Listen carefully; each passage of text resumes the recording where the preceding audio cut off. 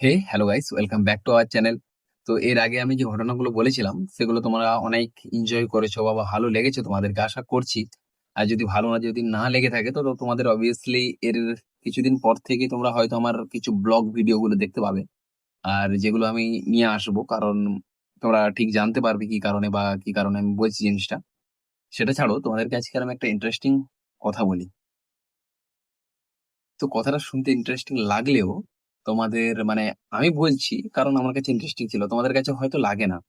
তাই জন্য তোমরা দেখো না ভিডিওগুলো, তাই জন্য তোমরা কিছু বলো না, ভিডিওর উপর কোনো রিয়াক্ট করো না, কোনো কমেন্ট করো না, এইসব ব্যাপারগুলো চলতে থাকে।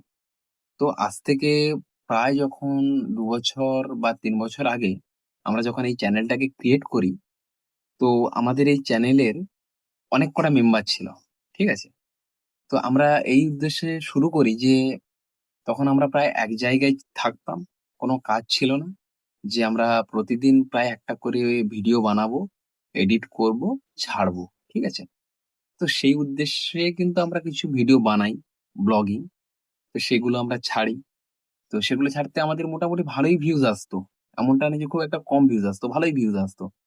তো আমরা এদিক সেদিক করে সবার ফোন থেকে সাবস্ক্রাইব করিয়ে এই ৮০ খানা মতো আমরা সাবস্ক্রাইবার নিয়েছিলাম।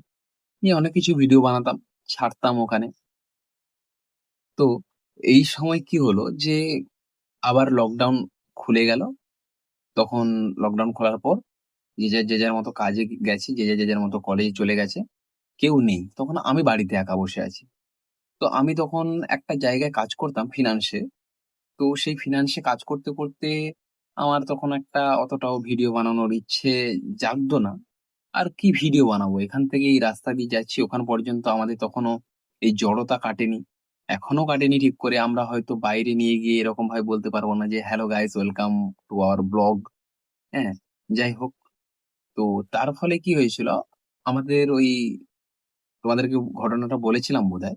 আমাদের ওই শোরুম থেকে যেখানে কাজ করতাম ওখান থেকে আমাদেরকে ঘুরতে নিয়ে যাওয়া হয়েছিল। ওখান থেকে আমি কিছু ভিডিও গুলো বানাই। তো সেটা নিয়ে তোমাদেরকে বলেছি অনেক কিছুই কথা। তো ভিডিও গুলো বানানোর পর সেখান থেকে পোস্ট করি। তারপর আমি ভাবলাম যে আর কি করতে পারি আমি? তো তারপর ওখানে ওই কাজটা ছেড়ে দিলাম। কাজটা ছেড়ে দেওয়ার পর আরেক জায়গায় কাজ করতাম। তো তার কাছে কাজ করতে ভাবলাম যে ওর কাছে আমি যখন যাচ্ছি, তখন কিছু ভিডিও বানাতে পারি। কারণ তখন কিছু ভিউ গুলো ভালো আসতো। একটু দূরেই যেতাম কাজ করতে যেহেতু। তো তো আরো ঘটনাগুলো কি হতো, তো সেখান থেকে আমাকে একটা জায়গায় পাঠাতো। তো সেখানে আমি যখন যেতাম সেটা একটা সমুদ্রের পাশাপাশি। তো আমি ভাবলাম যে সেখানেও একটা ব্লগ বানানো যাক। তো সেটা নিয়ে আমি কিছুদিন একটা ব্লগ বানালাম। তো সেটার পরেও মনে হলো যে আর পাচ্ছি না কিছুই। তো আমি মানে যারা বাইরে চলে গেছিল তাদেরকে ফোন করলাম যে, "ভাই, তোরা ওখান থেকে কিছু আমাকে ভিডিও শুট করে দে। আমি এখান থেকে ওটাকে ভয়েস দিয়ে ছাড়বো।" তো সেখানে একজন রাজি হয়ে যায়। তো সে যদি ভিডিওটা দেখে থাকে, সে রিলেট করতে পারবে জিনিসটা। তো ও কলকাতায় থাকতো। ও আমাকে কিছু ভিডিও বানিয়ে দিল। দেওয়ার পর ওটাতে আমি আমার ভয়েস দিলাম। ভয়েস দিয়ে ওটাকে আমি পোস্ট করলাম। তখন আমি এতটাও এডিট ভালো জানতাম না, থাম্বনেইল বানানো জানতাম না। এখন আমি কোন ভিডিওতে থাম্বনেইল দেই না। কিন্তু এখন আমি ভালোভাবে থাম্বনেইল একটা বানাতে পারি। মোটামুটি একটা ভালো থাম্বনেইল বানাতে পারি। তো অতটাও জানতাম না। যাই হোক, আমাকে ভিডিও পাঠালো, যে বলল যে, "এই নাও, আমি তোমাকে ভিডিও পাঠিয়েছি WhatsApp এ। তুমি এটাকে নিয়ে একটা ভিডিও বানাও।" তো অনেক কটাই ক্লিপ বানিয়েছিল, অনেক কটাই ক্লিপ ও আমাকে দিয়েছিল। সেখানে ও আর ওর একটা বন্ধু করে কোথাও একটা ঘুরতে গেছিল। তো সেইটা আমি ভিডিওটা বানাই। তো এখানে এক্সাইটমেন্ট এর একটাই জিনিস দেখো, যে আমাদের তখন একটা জিনিস ছিল যে হ্যাঁ, আমরা বানাবো, করব। তার জন্য সেই ছেলেটা আমাকে ভিডিও বানিয়ে দেয়। ঠিক আছে? দিয়ে আমি ওটাকে আবার এডিট করে পোস্ট করি।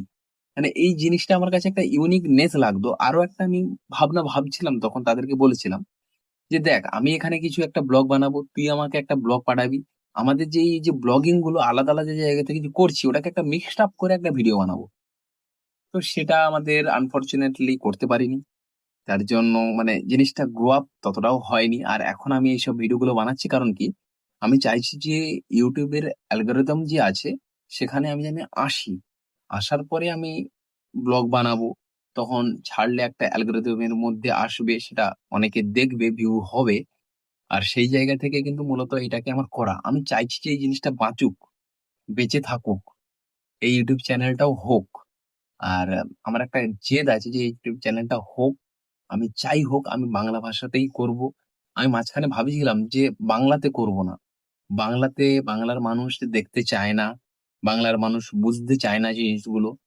আমি ভাবছিলাম ১ম। ঠিক আছে?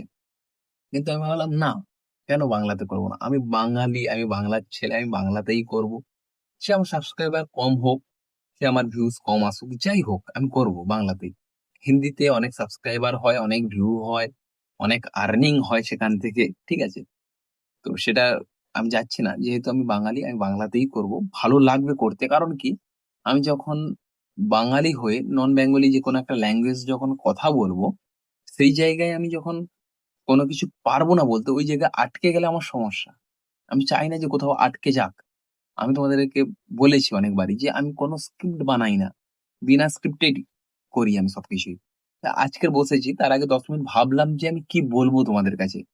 কি বললে তোমাদের শুনতে ভালো লাগবে বা আমার যেটা আছে যেটা বললে হয়তো ভালো লাগতে পারে তোমাদেরকে। তাই জন্য এই কথাগুলো বললাম তোমাদেরকে। যে না আজকের এই কথাটা বলি। তো এই কথাটা তোমাদের যদি ভালো লেগে থাকে অবশ্যই একটা সাবস্ক্রাইব করতে পারো তোমরা। ঠিক আছে? লাইক করতে পারো, শেয়ারও করতে পারো, কমেন্টও করতে পারো, যা খুশি করতে পারো। তোমাদের জন্য সবকিছু ফ্রিতে দেওয়া হলো। ঠিক আছে? তো আজকের মতো এই পর্যন্তই। দেখা হচ্ছে তোমাদের সঙ্গে নেক্সট ভিডিওতে। Tata, bye, by.